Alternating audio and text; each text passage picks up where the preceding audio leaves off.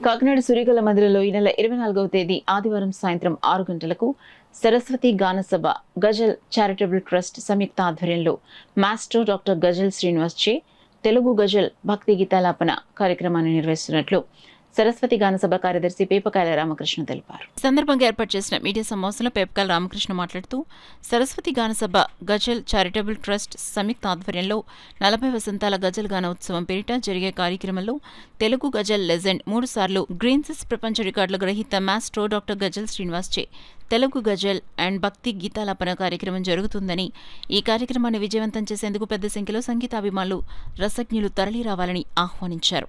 సరస్వతి గానసభ కాకినాడ గజల్ charitable trust వాళ్ళ సంయుక్త ఆధ్వర్యంలో రేపు సాయంత్రం అనగా 24/5/2026 తేదీ ఆదివారం సాయంత్రం 6 గంటలకు మన కాకినాడ సూర్యకళ మందిరంలో గజల్ శ్రీనివాస్ గారి చేత గజల్ గీతాల ఆలాపన భక్తి గీతాలాపన జరుగుతుంది.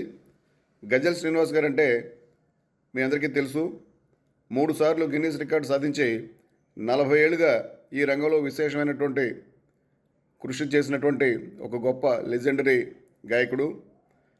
వారు రేపు సాయంత్రం 6 గంటల నుంచి